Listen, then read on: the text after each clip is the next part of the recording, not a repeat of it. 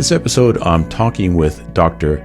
Eddie O'Connor. He is a licensed psychologist and a certified sports psychologist. And we're talking on this episode about mental toughness. This episode is a little longer than usual, so I encourage you to listen to the whole thing. It's about an hour long, but it's really a great episode. He talks about the difference between mental toughness and positive thinking, which is not what you think. A lot of what he has to say is very counterintuitive. Welcome to the Christian Healthy Lifestyle Podcast, where I help Christians over 40 maximize their health potential so that they can age gracefully, live abundantly, and be thoroughly equipped for every good work. All right, so let's jump into my conversation with Dr. Eddie O'Connor. Today we have in the show Dr. Eddie O'Connor. Dr. Eddie is a licensed sports psychologist who specializes in helping people remove barriers to reach their peak performance. He's a certified mental performance consultant and a member of the United States Olympic Committee's Sports Psychology Registry. He's appeared on Fox News, SiriusXM's Dr. Radio, and he's committed to helping people reach their full potential in life. Dr. Eddie, welcome to Christian Healthy Lifestyle. Oh, thanks so much. I'm really excited about the conversation we're about to have. Yeah, I am too. You know, the regular listeners of the show will know this. Here at Christian Healthy Lifestyle, we seek to maximize our health potential by aligning our lives more fully with God's natural design for spirit, mind, and body. And that's why I wanted to get you on the show, because you're an expert on the mental emotional component of what we are. And I believe that plays a big role and often underappreciated role in how that can impact our healthy pursuits, as well as anything else in life, really. So I'm really excited to talk to you today.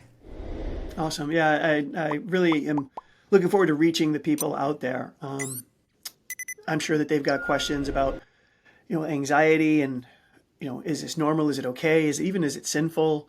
Sometimes probably like, where is God? And I've found in my life, and they might struggle as well, how much do I depend on God and how much is my responsibility? And how do I work in tandem with Him to live this best life that He wants for us? Those are great topics, and I want to dive into those for sure. But before we do that, let's hear about how you got into doing what you're doing. Give us a 35,000-foot view of how you got started in mental toughness coaching. Sure. Well, I had started really, I was always interested in psychology. Like in high school, I was reading Analysis of Dreams by Freud for fun. So I kind of geeked out, kind of knew that's where I wanted to go. And so I went right into a major of psychology and had no idea really what I wanted to do. I was also a runner in high school, and I had a mental block my senior year. I wanted to break a 2:10, so you can in a half mile, which isn't very fast, but so you can tell I was a good mental athlete more than physical. That sounds pretty fast to me. So it meant a lot to me. It was really part of my identity. And my senior year, I kept coming across the finish line, not tired, feeling like okay, but not tired, and being like, oh gosh, if I just pushed harder, I could have done better. Coming across in 2:11, right? Just missing it. And then going off to the side and throwing up as if I was exhausted. And I didn't figure it out until later on after grad school and stuff, where I realized that the desire to win and break 2:10 was so big and so important that my mind unconsciously sabotaged me to protect me from that failure by giving me an excuse or a reason. It wasn't that I couldn't do it. It was just, I just didn't run fast enough. And so it kept hope alive, race after race after race. So there was some psychological protection, but listeners, you're probably thinking, yeah, but you still ran 2:11, you still failed. And I wish I realized that, because my parents still love me. My coach still accepted me and coached me. My girlfriend didn't break up with me. And my friends and teammates were all supportive. And I never let that sink in to actually give my full effort. Could I have run a 2:05? Could I have broken 2 minutes? Well, based on my practice, there certainly was in the realm of possibility. Now, it ended well because 2:09 is my last race.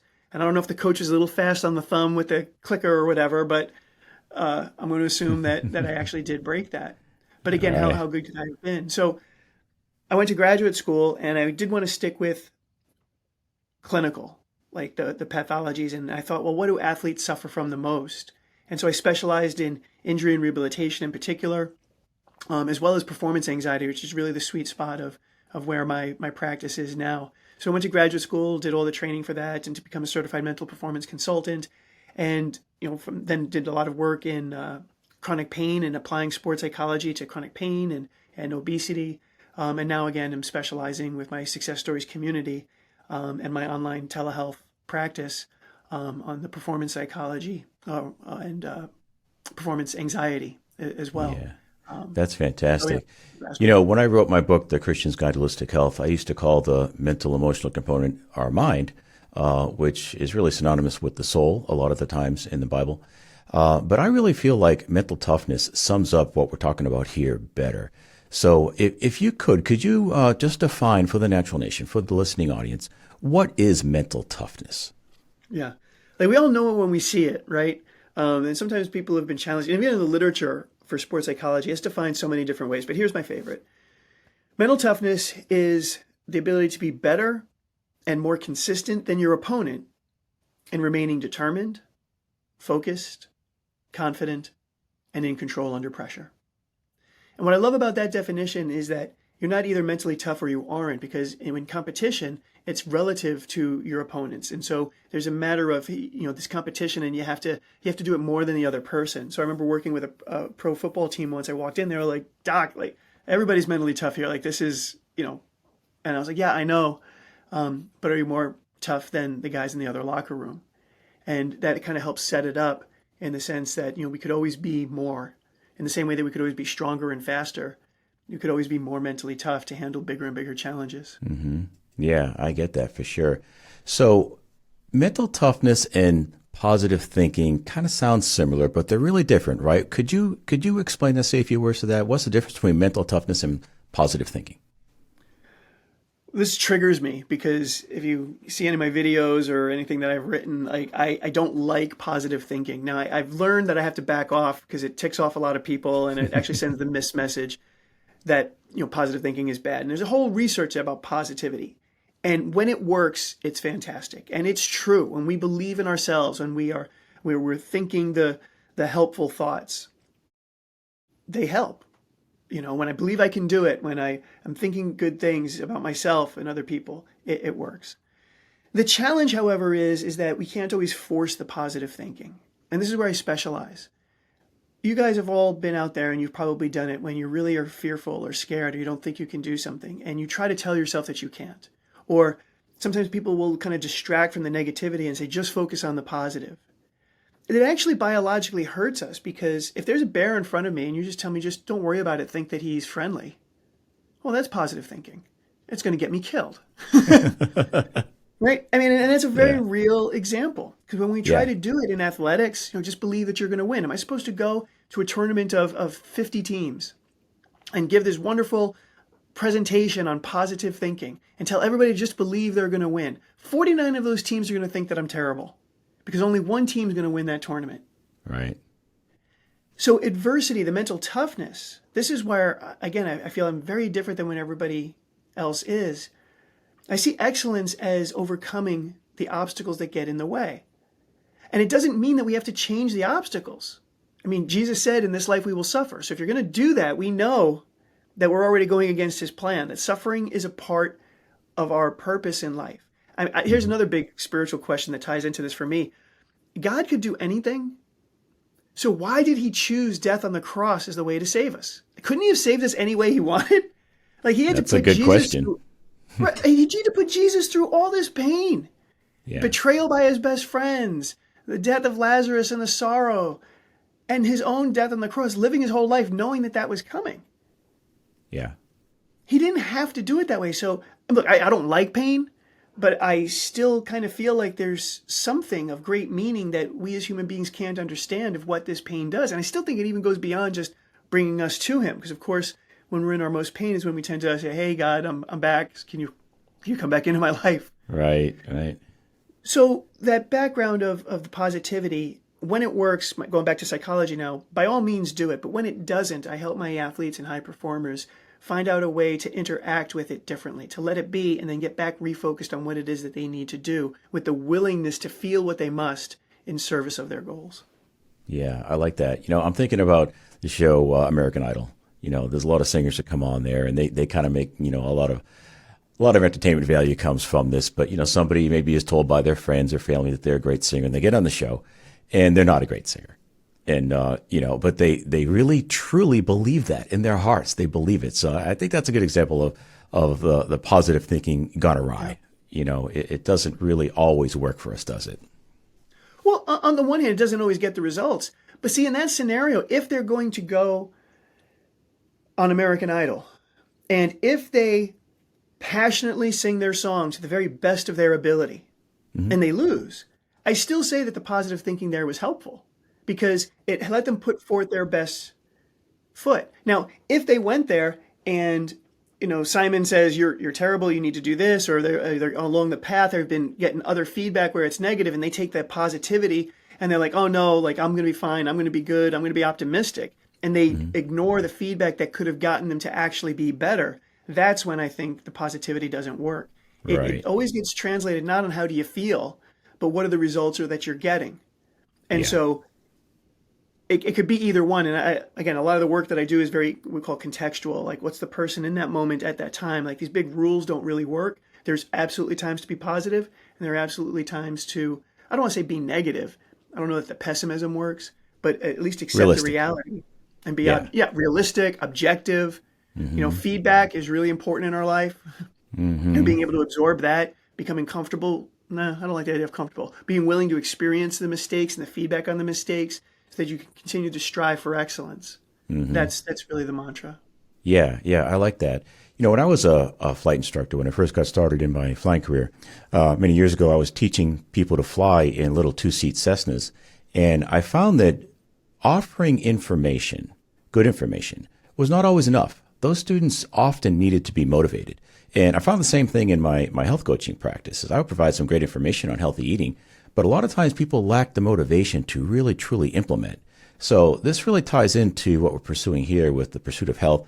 So can you talk a little bit about how an athlete or someone who's pursuing excellence in any area of life, how do they tap into their inner motivation? Sure. So this is the second big topic that I sometimes fight with people on, because I'll start off with, if you're going to depend on motivation, you're going to fail. Because whatever pursuit it is that you're going after is just going to be too hard. And you're going to eventually hit something that you're not motivated to do. You're not going to want to get up at 5 o'clock and do that workout. You're going to get hungry and not want to stick to that diet. It's going to be, one business failure after the other, not getting funding, you name it. And you're going to have to do what you know is right and do it anyway. In our spiritual walk, we love God.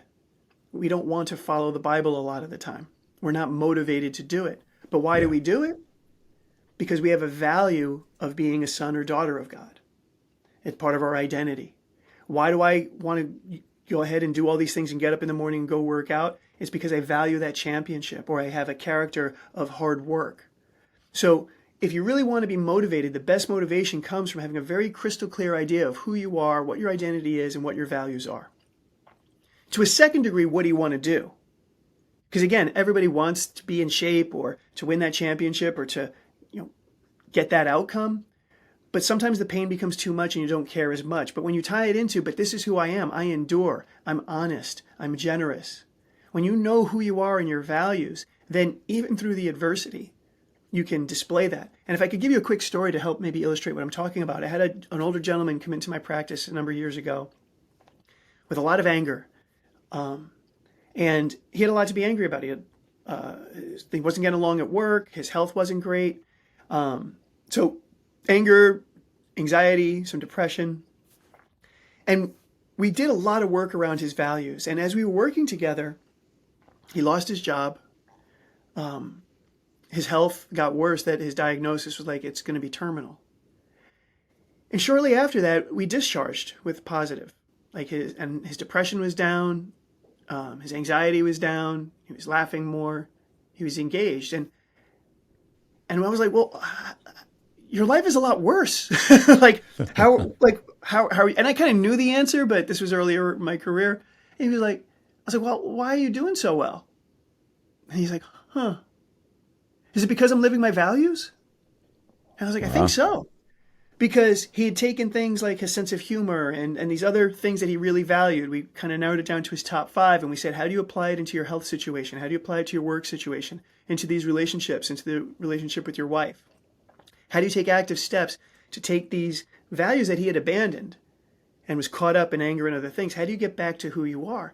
And even though his life was significantly worse, he was significantly better.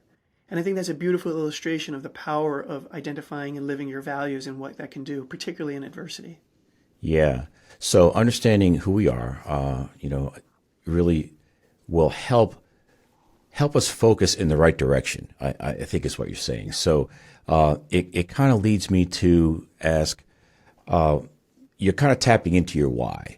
So you could say, well, I'd like to lose a few pounds. Well, why do you want to lose a few pounds? Do you just want to look better, or do you want to avoid a chronic disease down the road? Do you want to be able to play with your grandkids when you're older?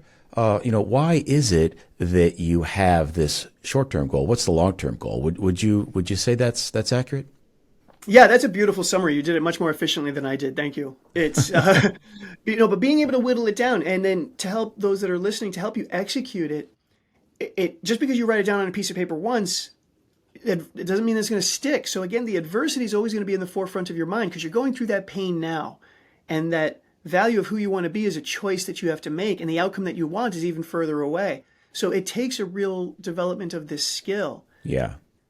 And yes, your motivation will go up, but under the adversity, you need to combine that motivation again with the commitment, or in other words, to say the clarity and the willingness to know that again, you will suffer, that there will be pain in the way. And so when you lean into the pain that you're suffering, whether it be the hunger cravings or the adversity, even the experience of the negative thoughts and the fear, that you have to keep tying it in and say, this is a part of the process. I'm willing to do this. Keep moving forward. Don't listen to the negativity, but keep moving forward and bringing that along with you in a committed way. Again, this a committed idea that I'll do it no matter what. Yeah. And that's because it's who I am. It starts with the motivation, but you also need to combine it with the commitment in order to actually get the end result. Because again, the motivation, no matter what your path is, it won't last. Yeah. So please don't feel like you have to depend on it. At the same time, again, I don't want to push it away. By all means, do what you can to stir it up. Surround yourself with positive people who are going to encourage you, people who believe in your mission.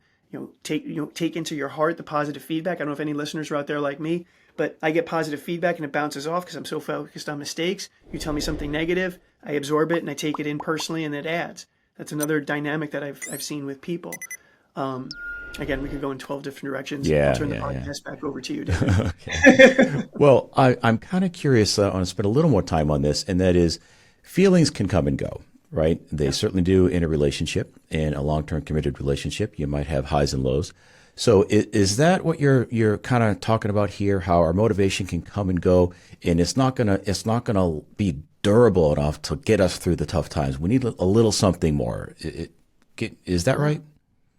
Yeah. Again, thank you for your succinct and hitting the targets. If we want to talk about relationships, this is a big place for it to go. And I know in my life, people kind of make it an either or. It's like, well, forget how you feel because you're married and you made a lifetime commitment. And people can often say that sometimes, I think, in anger or with this like hard, fast rule, like, well, you don't have the option. Stop. And meanwhile, the person might be suffering with, wanting to retreat, or might be turning to alcohol, or might be thinking of having an affair, or like all these things to kind of cope with the emotional difficulty that they're having of feeling lonely after 20 years or whatever it is. Yeah.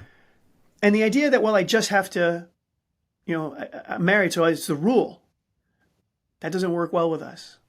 Yeah. We don't like the shoulds, the have tos, and the lack of choice. Tons of research goes into it that when we lose our choice, we lose our motivation. Mm-hmm. Yeah. The way I put that, go ahead. Well, to cap it off of what you're saying, so the idea is that when you bring back into who you are, like, does my word mean something when I gave it 25 years ago? Yeah. Again, in God's eyes, what is this? Like, I said I was going to love this woman forever, and now she's in pain and she's suffering and she's not helping. How do I lean into that in a loving way? Mm-hmm. It comes out of my character, not a have to. Even if I don't want to, even if I've been hurt for 10 years, it's not really even about her anymore. It's about, well, who am I as a human being and as a man? Yeah. And these are the questions that can really then kind of motivate you through that difficulty, because the marriage at that point, for example, might still be terrible.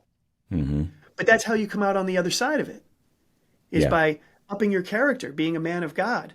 Not because you have to, but because you've been baptized and because that's who you are. Yeah. And because this is the trial that God has for you. These are where the spiritual questions can come in for the motivation. Why does God have me in this? What does God want out of me? How can I become more like Jesus? Right. Not because I have to, but because isn't that what I want to do? I love it. I love it. That is just hit the nail on the head right there, Dr. Eddie. I looked at my relationship with my wife in that way, and that is, I don't have to love my wife, but I get to love my wife. Right? There's a totally different way of looking at things. And, one of the things I often say in the podcast is that God loves us enough that when he tells us to do something, it's for our benefit. And if he gives us a prohibition or some type of restriction, it's for our protection. And if we believe in that, then we're not following a set of rules. We're actually just taking advantage of the guardrails that God has put up for us. And we get to drive our car between those guardrails in safety.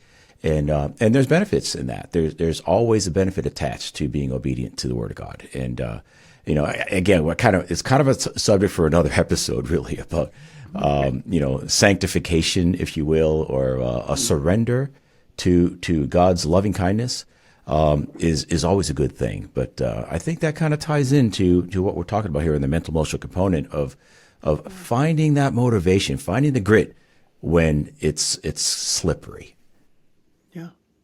Yeah, and it does tie into the mental toughness, because while we're talking about performance in our spiritual context, in our spiritual walk, it's the same process, because we have these thoughts and feelings that get in the way. Yeah. We have selfish motivations. We have negativity from, brutal coaches or whatever else. Like, there's just adversity in everything that we do. And in sports psychology, so I had a crisis. So, and I also want to let the listeners know out there, I'm debating about whether I was going to say this or not, but I'm not preaching at you. I'm divorced. And the consequences of sin is death. Mm-hmm. And I can testify to that. So I'm not sitting up here being like, oh, sports psychologist and I'm Christian and follow these rules and here's how to do it. I'm telling you, guys, I messed up. And I had great losses, and I needed to change my life and learn these lessons. And I'm thankful because, in the end, I'm a better father than I would have been. I'm engaged, and, my hope is that I'm going to have a better partner than I was the first time around. Yeah. And God's interventions there, even the consequences of the sin and the warnings that he had given about how do we live and how do we love others. To your point, David, it's the fruits are there. It still doesn't mean that everything will be perfect, because I'm a long way from being as good as I am now. I'm the best man I've ever been. I'm still a long way from even being close to who Jesus is. And so, again, it says in the Bible that he's going to keep working with us until we achieve that. So that means we're on this forever, because nobody's close. Yeah. So that means that this adversity will still come. Yeah. And when you know that that's it, and when you truly understand the scripture in those ways, I want to tell you, it doesn't make the path easier. I feel like I'm better and I have purpose, but I still have very low points. I still have difficulties that I don't like. I still have directions that God wants me to go to be more like him that are very, very difficult. Yeah. I don't know about you guys out there, but sometimes I get this breakthrough and I become either more generous or more faithful or more this or more that. And it's like, oh, God, thank you. I can feel that I'm better. I'm going to go out and I'm going to do that. And you sit in it for a little bit, and then God's, okay, yeah, but what about this part of your heart? Oh, well, what about this part? And it's like, oh, can't I stay in that win? But he doesn't keep me there. I'm sure he doesn't keep you there either. It's like, no, yeah, you're good and you're better and I love you for it. But, and here's the next step. Yeah. And that can get frustrating. Well, Dr. Eddie, thank you for sharing that. I appreciate you getting vulnerable. And I'm sorry you had to go through that. I really am. That's a tough thing to go through. Nobody wins in divorce. I know that. And my wife and I have spent the last 20 years doing marriage ministry and helping to pour into other people's lives and hopefully, help them enjoy more relational connectedness and more intimacy than they thought was possible. And we've seen a lot of great fruit from that. But we've also seen couples that didn't turn things around and ended up in divorce. It's happened. And it's always sad when it does. So I appreciate you getting vulnerable. I really do. So there's a couple other questions I wanted to get to here. It's kind of obvious to us that professional athletes need a coach. They need, a mental toughness coach. They have to master their mental game, especially things like the game of golf, tennis, basketball, you name it, those really intense sports. It's obvious to us that they need a coach. But it's not so obvious that we can use those principles, those mental toughness secrets, if you will, that athletes use, and apply that to just about any area of life. So could you say a few words to that? Yeah, absolutely. That was one of my favorite first discoveries when I was in graduate school. I think I mentioned that I worked with chronic pain. So during my clinical program, I've got these clinical things, but I'm learning sports psych. And one of my first practicums was in with chronic pain. And it was so cool. I was working in Chicago at the time when I could start to tell them this is what Michael Jordan does. And I could see how this population that at first, and I had to practice it because at first they were like, look, I ain't Michael Jordan. I can't get, to the mailbox. Like, I'm in pain here. What are you talking about? Yeah. But once I kind of refined it and let them know that, yeah, but you still have this challenge and that your context of what you want to get done, your rehabilitation, getting back to work, these other things, especially for the former athletes, I'm like, when you were doing this in college, how did you work? Can you take those same principles and the process that you use to get from A to B? And understanding that the context is just different.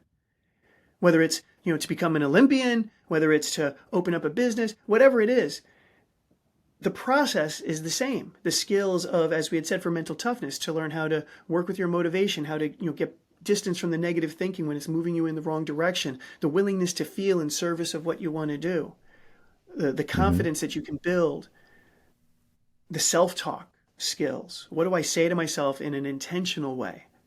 Distancing from the things that automatically pop up. Yeah. Focus. We can train our focus. Like, does this mean that that's only good in football? Or would this help us in just about every area? So I found that it was a much more, I hate the word positive, like I had said, but a much more encouraging framework that instead of we're going to help you not be sick anymore, it was like, hey, how do you want to excel? And this is what Michael Jordan does. And what can we learn from this? And then I started to apply it into obesity. And I've just found that over the years, it's worked in every context. I've worked with actors and actresses. I've worked with, again, business people and leading teams. I've worked with musicians. If you have something that you want to perform and do, this is a framework that so easily translates. And it's not exactly the same, of course, the context we've got to say, but even within sport, it's different. The golf culture is very different than the football culture. You need different arousal regulation skills, for example. Right. You can't go up to the golf ball like a defensive lineman. It's not going to work.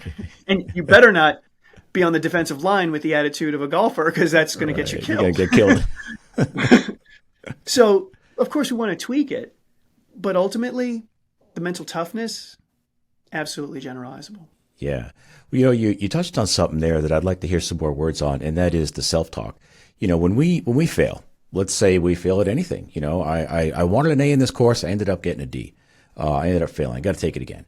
I wanted to, lose 20 pounds for my New Year's resolution, and I lost 3 pounds, and now I've gained 5. And it's easy to beat ourselves up. I've found that when we fail, that, those negative thoughts start coming along, and they usually directed at our identity. And I'm a failure. I failed at this, therefore I am a failure. It's a slippery slope.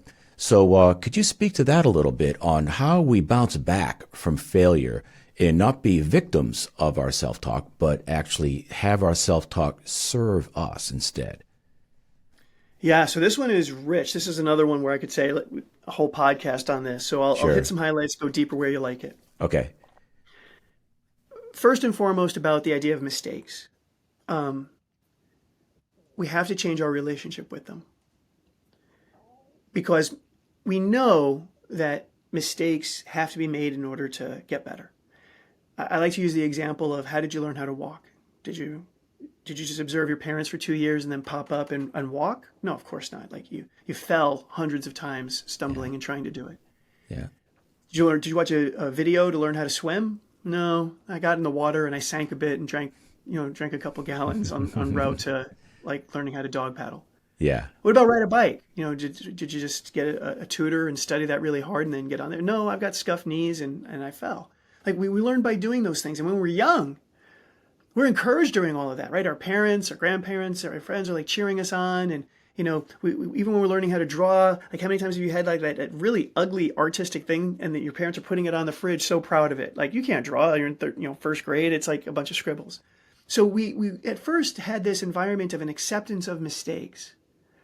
But then somewhere later on, that drops, particularly when kids are getting into high school.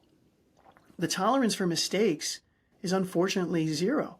Like the pressure on the grades, the constant negative marks, which they have to. I mean, we have to get it. We have to know we're wrong. But we've got parents telling us what to do. Sometimes they've got coaches. And then sometimes the coaching can be like focused on what we're doing wrong and you have to do it better. And the pressure to succeed. And there's really not a lot of grace anymore. There's not an appreciation for the mistakes that are required in service of learning. And so I challenge you all out there to say that, look, I'm not going to tell you mistakes are okay. I hate when people say that too, because you and I know that they're not. They're not Right. okay. There's consequences. Whether you do it when you're in third grade or eighth grade, and the bigger you get and the bigger pressure moments, there is more consequences. You lose the game. Your parents might be disappointed. Your teammates certainly will be upset. So of course you're going to feel bad about these things. So Right. step one, though, is understanding that if you're giving full effort, like if you're not giving full effort, then like you kind of deserve some of that, like, okay, you got to be better than this. But if you're giving full effort and you're making those mistakes, you don't have to love it, but you do have to, I encourage you to accept that this is a part of the learning process and then respond to the mistake. Here's the key.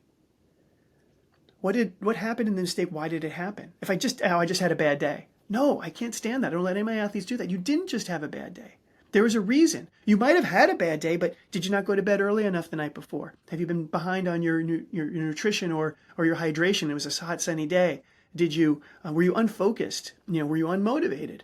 Were you distracted? Is there something else going on in your life that's impeding on this goal that you have in sport, and you're distracted? There's a reason for everything that happens. And when a mistake happens, it's saying, hey, look here. What could I have done differently? Yeah. Now maybe not. I mean, in certain competitive sports, for example, I was playing football on Sunday and I fumbled, right? Well, was that my fault? Well, I don't know. The guy came in and punched the ball out in the snow.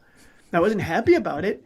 Yeah. But on the next play, right? So was it my fault? Well, yes and no. Sometimes there's a good play. What could I do better? Well, a couple plays later, I gave him a stiff arm and knocked him into the ground. But as I ran, two other guys came at me. Yeah. And I remember the fumble. And so I put two arms on the ball as they came in, right? Because it was like, had I done that the first time and maybe protected it better, I would have had a better chance. You got to learn from the mistake. Right. The self-talk. If I can continue on my little rant here. Yeah, go ahead. I just want to add one quick thing, and that is Please. there's no such thing as failure if you look at it as a learning experience. Yeah, that's a good way to put it. And speaking of self-talk, though, like words are different. Like I want to give a gentle pushback on that because that's the right perspective to take it.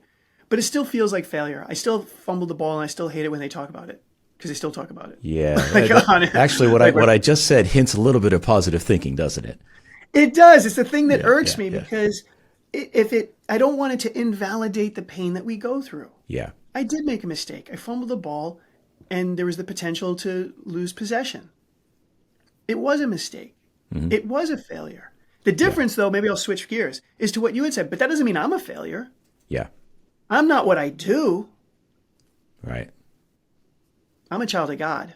And what I do is in service of Him. Yeah. And sometimes it's sinful, and sometimes it's not my best effort, and sometimes I've made mistakes because I don't have the skill. But this is what I will do throughout my whole life. I will act and behave, but it is not what I do. Like I'll say I'm a sports psychologist, but I don't have that as my identity. I'm like, or at least not a lot, or hopefully at least not in the center. Right. Like that's the thing. Is like we can have multiple identities and we can say these things, but it does get fishy. I'll tell you, that's why I suffered in high school, because I was a runner. And that was wrong. I was a child of God and I had a lot of other roles, but running Who was likes my running? identity. Right. Yeah, I put all of it into there. 3 seasons, all during the summer. Like that's all I did, and all my worth was in that.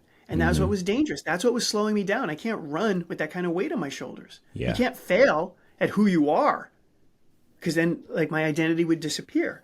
Yeah. Especially with my elite athletes, this is a big thing that we had talked about.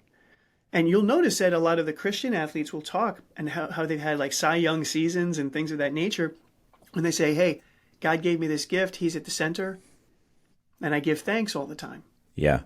And it lightens them up to do their mission and to play the game. Yeah.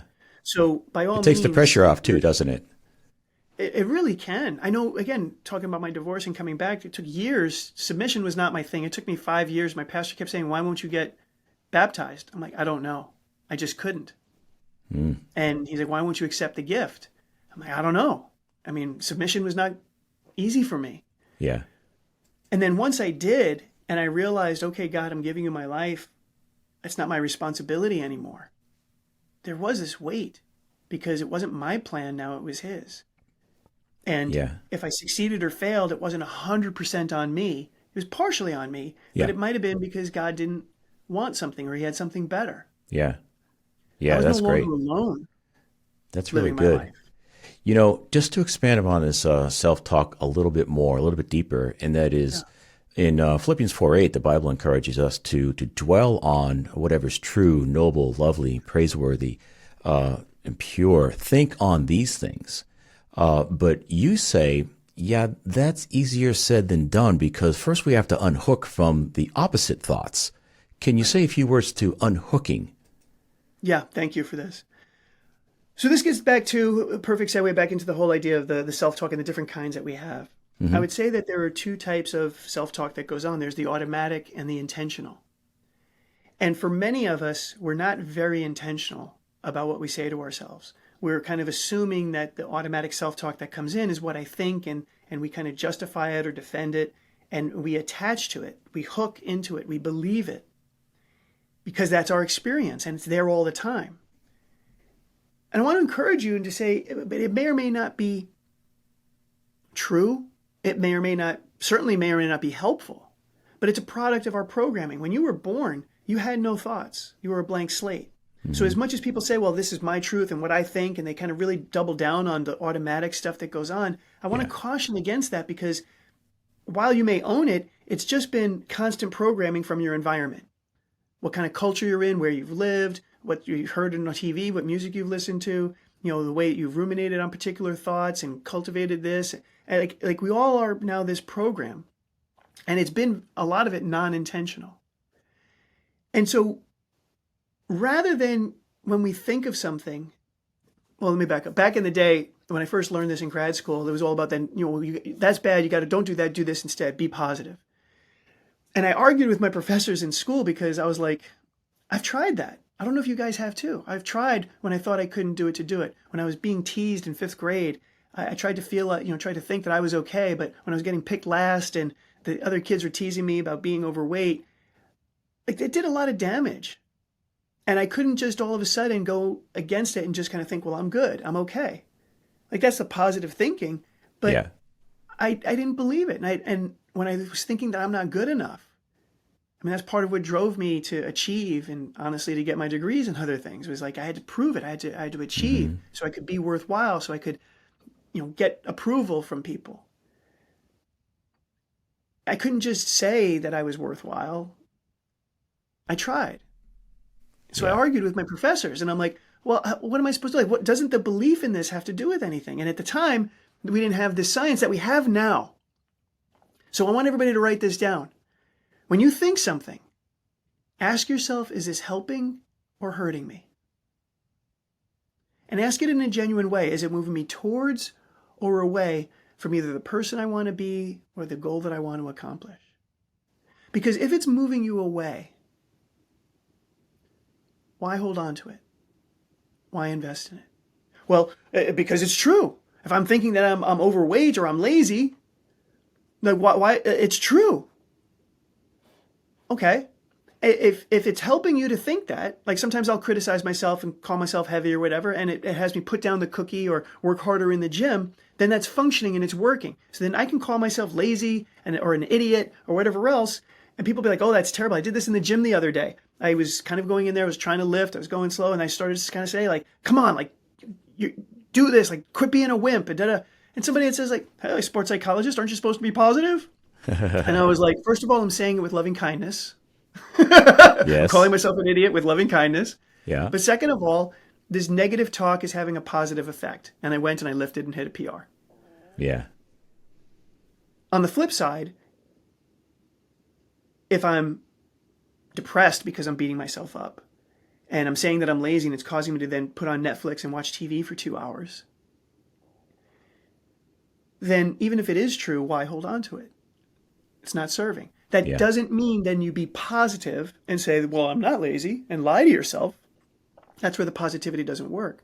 Yeah. But you move back to that learning that we had said earlier. Okay, well, I don't like when I'm beating myself up, it's because we don't like what we see and we're shaming ourselves. What's the functional purpose of that? It's your head saying, hey, we're not who we want to be. We're not living our values. We kind of think that this is this pathological thing and you got to stop being so negative. But it might be just screaming at us and saying, look, I value my health and I'm calling myself fat and lazy because I don't like the way that I'm living. Mm-hmm. So understand the function and the purpose of that negativity. And rather than say that's who I am and have the shame, it might be appropriate to have the guilt and say, be honest with yourself and say, you know what? I'm not working out. I'm not working as hard as I can. I'm not as generous as I want to be. Like there's a light being shined on this weakness or this sin, and we don't like it. It hurts our ego. But that negative self-talk might just kind of be like, well, then what do I do about it? Going back to that question, how can I help myself? Well, then maybe let me take that walk. Let me put down that donut. Let me make that phone call. Let me give to that charity. There's something that I could do that if I don't like how I'm beating myself up, I have to feel bad as I do it. This isn't about feeling better. It always goes back to the action. Yeah. But I can do something and take that one step. Yeah. And that's the best way to interact with your Yeah. self-talk. I like that a lot. So if this thought that I'm having at the moment, is it serving my health building pursuits or is it taking away from it? And if it's not serving me, then it needs to go. And of course, I'm thinking of the verse 2 Corinthians 10:5. We're taking every thought captive to the obedience of Christ. So we need to take these thoughts captive, right? We're the ones in charge. We're the ones that with the agency. We're the ones with the God-given free will that get to choose. And we get to choose the thoughts that we ruminate on. So if that thought is not not serving our efforts, then it needs to be rejected. And it's very biblical. I'm amazed sometimes at how concise and powerful the Word of God can be. In just a few words, there is so much deep meaning and implications to that passage. It's amazing. It really is. And so I told you I'd gotten baptized, and soon after that, I had a crisis because I was like, gosh, if God's in the center of everything and God is everything, and here I am in promoting the performance excellence guy, mental toughness, you got to do this, and it's all on you. Fortunately, it was only for about 2 weeks because I was like, I need to become a pastor. Like, what am I doing with all of this sports psychology stuff? Yeah. But thank goodness God quickly intervened and said, no, like, this is where I want you to be. I want you to help people with anxiety. And I made psychology too, is what he told me. And I was like, That's great. oh, yeah. That's And great. I started to really see, and you did a beautiful job, David, of the best sports psychology or psychology principles will be consistent with Scripture. It might be phrased differently. You'll give it a different theoretical, orientation, Yeah. but it won't conflict. And I've loved in fact, I'm doing a presentation to coaches next week where I'm taking this one verse and I'm breaking down the one verse in these 4 components about communication, and it ties in beautifully to the positive coaching and communicating to athletes. And I'm going to take a whole hour on it in one verse. So you're right. We can unpack these things. And that verse that you had gave there, take every thought. The Bible doesn't exaggerate. That's right. Right? Take every thought captive. And in my experience, that's what I found, because every thought that pops up can be automatic, it can be defensive, it can come from a sinful place. It takes work, and please respect that. A lot of people don't. A lot of people didn't even know that we could do this kind of work. Right. Yeah. I really love that. You mentioned anxiety, and I'm glad you brought that up, because I know I didn't do sports when I was younger.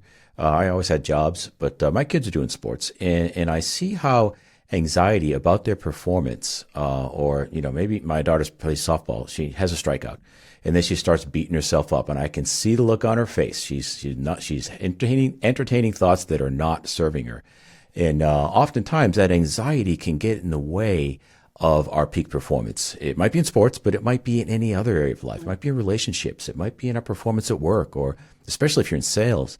So could you talk a little bit about how we can handle our anxiety, embrace it, and help it help us to accomplish the goals that we have in mind?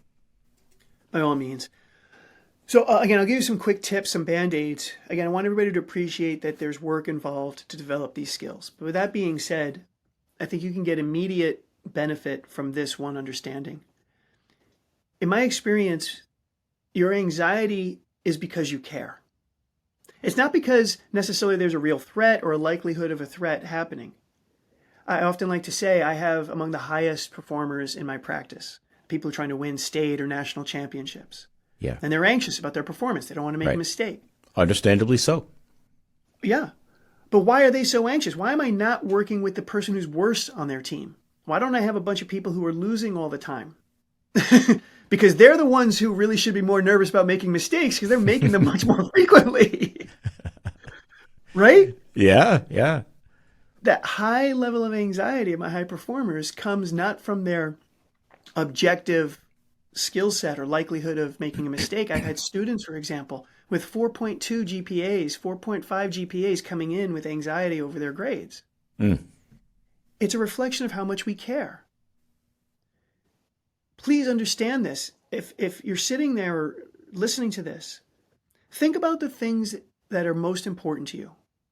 In your mind, just list, what are the top 3 things that are most important to me? Maybe it's my family, my sport, my career. And then let me ask you, what do you worry the most about? Oh, my family, my sport, my career. And the reason for that is because if I care so much about something and I don't get what I want in there, I care about my sport and then I lose, it's going to hurt me. And this is what our mind does. It's our survival instinct.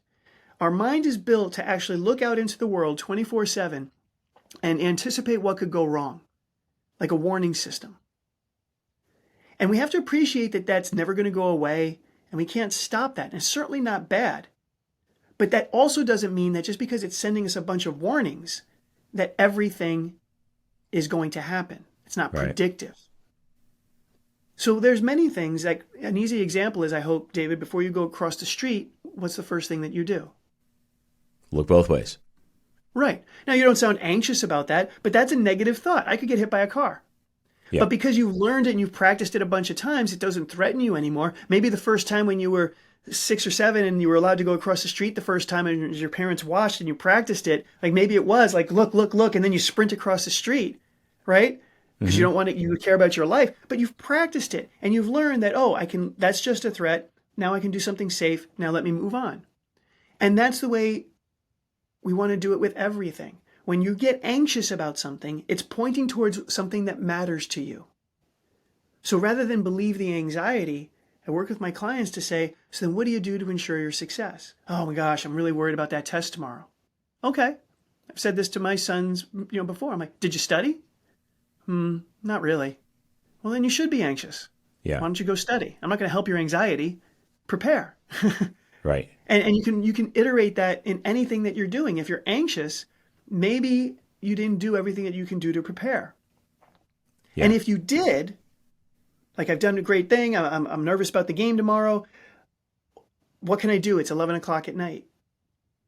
Well, there's nothing else that I can do. I've practiced as much. I've studied the game plan. What's important now?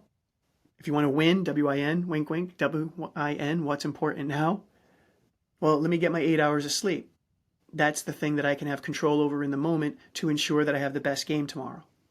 And it doesn't mean that all those other negative thoughts or worries are going to go away, but it takes the power out of it when you realize that your mind is just kind of working like a fire alarm. You've been in lots of fire alarms. Hopefully most of them haven't signaled that there's a fire, but you would never ignore the fire alarm. If one went off between you and I right now, or listeners, if one went off wherever you're at, And I said, oh no, it's probably nothing. Just keep listening to this podcast. We've got a limited amount of time. I don't think any of us would be comfortable or have our best performance in this podcast or be able to listen to what's being said. We'd have to check out the fire alarm, address what needs to be addressed. And if it's a fire, then we abandon our performance and we leave and we respond to it. But most of the time, we just have to kind of let it go off in the background and lean in and focus on what we're doing because we're safe, even though it's annoying. Yeah. I love it. This is such a good topic. A few things I want to say here. I think it was, what was his name? The great orator. He's an 1800s guy, Mark Twain. So Mark Twain said, I've had a lot of terrible things happen to me in life, and some of them actually came to pass. Yes, I remember that quote. Right. Yeah. So in other words, he's thinking about all these negative outcomes that could possibly happen, and the vast majority of them never happen, right? And it applies to flying an airliner too. I flew for a major airline out of Atlanta here for 32 years. And a lot of times when people find out I was an airline pilot, they say, oh man, how did you deal with all the stress of having 250 people's lives in your hands every day? And we didn't choose to focus on that. We could have, but that's not going to do us any good. You're just going to impair your performance a great deal if you're like, oh no, we could come down and, we could be a flaming cartwheel down this runway at 175 miles an hour at any moment. You could think that because it could happen, but it's not likely to happen because we had the training. We're professionals. We've seen this before. And, we get in and we choose to focus on the task at hand, and we don't have to worry about the disaster that could possibly happen. And I think we can apply that to a lot of areas of life. Let me double down on that, David, because that's exactly right, according to the sports sciences. Because if you're focusing on anything other than the task at hand, you increase the likelihood that you'll explode or have a bad performance. Right. It ends up being this distraction. So while emotionally we're built to have this warning system, it's an unnatural thing, but something that can be trained to say, what's important now? What's the process? And you'll have more likelihood to be able to engage that when you realize that if I focus on what I'm doing and what I can control in the moment, it'll give me the best outcome. I still can't control the outcome, and this is where I find God is into it. Like, if you want this to happen or whatever, but I'm going to take care of the process now, and I leave the outcome to you. Mm-hmm. It's one of faith, but it's also one of the only way for me to get the outcome that I want, the safe landing, to hit the ball, is for me to focus on what I need to do in order to do that. And the more I go 100% into that, the greater my chances are. So when we get caught up in negatively predicting the future and the what if questions, what if this happens, what if that happens, but this is really important and you got to understand why I'm feeling this way, it very often becomes a self-fulfilling prophecy. If I'm afraid that I'm going to lose, that distraction is going to contribute to me losing. Yeah, I got you. Yeah, for sure. So what was that acronym, the WIN acronym? Yeah, if you want to win, you have to focus on what's important now. Yeah. It's one of my favorites. It's a nice quick fix. Really and I'm good. telling you, I tell myself this 20 times a day, and it's helped me really move from, I tend to be futuristic and kind of saying where the future is going to go. And it brings me right back into the present moment, which is why it works. When I say what's important now, I'm talking about right now. And for you, David, and for me, what's important right now is the question that you just asked me. Sometimes people will say, well, what's important now is, my family or, my job and doing well. And they'll have this kind of big thing. And I'm like, no, that's too high level. I'm talking about in the moment that you're sitting. Right. What's important now? Right. As you live it. Because what was important 2 seconds ago is not what's important now. Now I'm on a different point than I was 2 seconds ago. Yeah. If I make a mistake in this podcast and I'm thinking about, oh man, I kind of stuttered over there. If I'm thinking about, well, gosh, what's the next thing we're going to think about or talk about? Then I'm not going to be able to maximize this answer.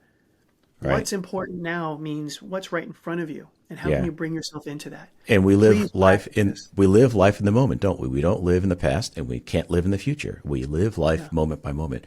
So I love that. There's one more question I have for you regarding anxiety, and that is, for a lot of people, I believe that anxiety interferes with their sleep, and they're not able to let go of these worrisome thoughts.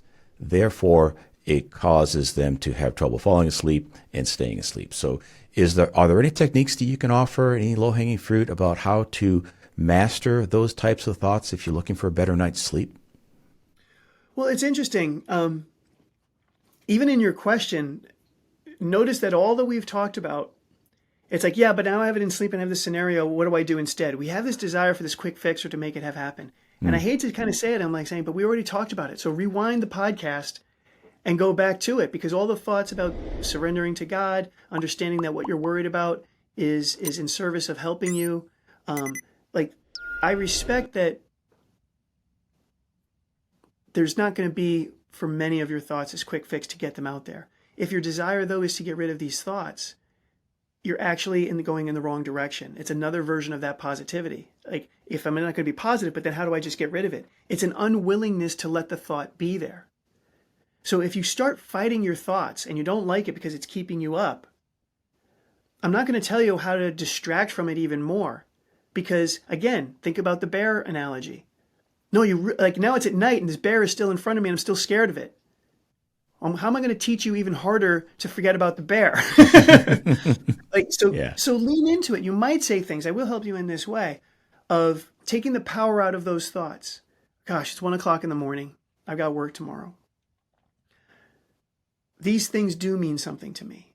I am worried because I care about my kids or this project or whatever it is that's keeping you up. I'm going to carve out some time tomorrow to figure this out. Or even if you just say, I'm going to take 9 to 10 o'clock in the morning and worry about it then. Like, I respect this enough that I need to worry about it. It's not okay to me to just drop it. You might look at it in the way we had said, the hurtful versus helpful question. Gosh, this is just really keeping me up. Can I meditate on the idea that if I keep thinking this way, if I just keep letting my thoughts run, that it's just going to ruin my night and I'm going to be even more upset tomorrow. I hate the fact that I can't do anything about this right now. And I accept that I can't do anything about this right now. So let me put on some music to focus on that. Let me put on a prayer that I could listen to. And it's not for a distraction, but it's just so that I can hook onto something that'll be more helpful. Yeah. Admitting that there's nothing I can do about the worry, but not disrespecting the worry. That's where I think our anxiety stays up, is because we try to be positive. We try to say we don't worry about it.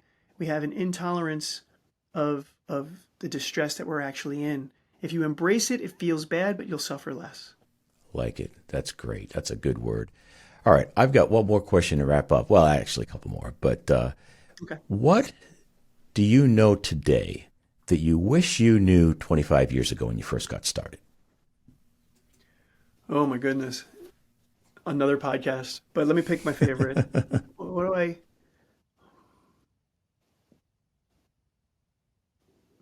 Well, do you want the science or spiritual answer? I want to give you the open door. I just want to hear your thoughts. I don't want to lead you anyway. Okay, so if I'm just talking as a human being, in all honesty, I wish I found God earlier. Mm. Like, there's just no getting around it. Like, I knew God was it. I was an altar boy in a Catholic church. I was a lector. I went to a Catholic high school. So I thought I knew God, and I prayed, and I went to church. But he was never the center of my life. I didn't understand that he was a living being and there was a relationship to have. Yeah. I just kind of pictured it as somebody distant off in the clouds that had some rules and regulations, and I had to follow them. Mm-hmm. And I remember there were years that I was like, I'm doing good. I didn't have to go to confession because I didn't sin. Oh my gosh. But if I had God at the center of my life, I wouldn't have gotten divorced. I wouldn't have lived and thought. I wouldn't have been caught up in my identity in running in high school or in my occupation. I would have been more willing to embrace my suffering. I would have had a different view of the world and my purpose in it. Yeah. And I would have had a different life. And you said 25 years ago. I think I still would have been a psychologist. I still think that God has put me to heal. But I'd have less suffering. Yeah, that's a good word. Out of all the things that you could have shared from that open-ended question that I just asked you, I'm really happy you chose to share that, because what you just said is very much in line with my exhortation to people on this show, and that is that we maximize our health potential by aligning our lives more fully with God's natural design for spirit, mind, and body. And in order to align our lives, we have to surrender to Him. We have to trust in God's loving kindness and His goodness, and things will work out if we do. I've never heard anybody say, I really regret doing things God's way. I don't think I'll ever hear somebody say that. But here you are, a PhD psychologist with a specialty in mental toughness. And if ever there was a person that could claim that they could figure life out on their own, it would be you. But you said that you wish you'd surrendered your life to God sooner. And if you had, your life would have been, you would have had far less pain and suffering. Your life would have been different and so much better. I really appreciate the fact that you shared that. Thank you for sharing that. So I know that you have a coaching program that you do with people. Could you just tell us a little bit about that? Yeah, thanks for the opportunity. So COVID happened, and I had worked in a place for 20 years. Things, lots of layoffs, 400 layoffs and stuff. So I had a chance to pivot, and it just came on me right away that I wanted to help more people in the performance anxiety stage. And just without going into the full details, the way things came up is I was able to put together this Success Stories community, an online community. And I believe it's going to help me impact more people. So what is the Success Stories community? You still get to work with people one-on-one. It's a coaching program. But in addition to just the traditional see people weekly, this was a program where I've taken everything that I've learned, a lot of things that you've learned on this podcast, if you want to go deeper into it, and I've put it into online modules so that people can join the community and they can get this one-on-one video instruction and move at their own pace. And we can do everything from sleep, improving your sleep, to mindfulness meditations, to developing that willingness, to the choice point that I call about teaching you how to unhook, really how to develop mental toughness. And I've loved this opportunity because it allows me to help more people and just to make that bigger impact. And again, you're still doing it with me. I'm still walking with you. We still have the monthly coaching. If you want more than the monthly, we can certainly do that too.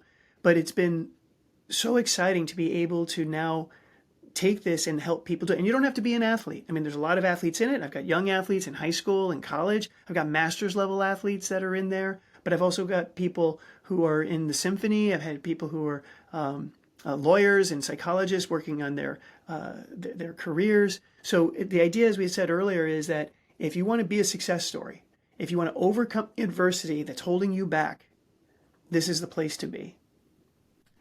The Success Stories community. Love it. And what's your website? Real easy. DrEddieO'Connor.com. DrEddieOconnor. Sometimes there's misspellings. But DrEddieO'Connor.com. And you don't put the apostrophe in there? No apostrophe. For the URL. Just straight through. Okay. Great. Dr. Eddie, thank you so much for sharing your wisdom with the Natural Nation. You are a blessing. Oh, thank you. I appreciate you helping me do God's work here and getting this message out. And I encourage the listeners that if you do like what it said, like I already asked David if I could come back, we want to do something, that hits you. So if you have questions, if you want a deeper dive on something, I'm at your service and I'd be happy to come back. So let David know what you thought. All right. Thanks again. All right.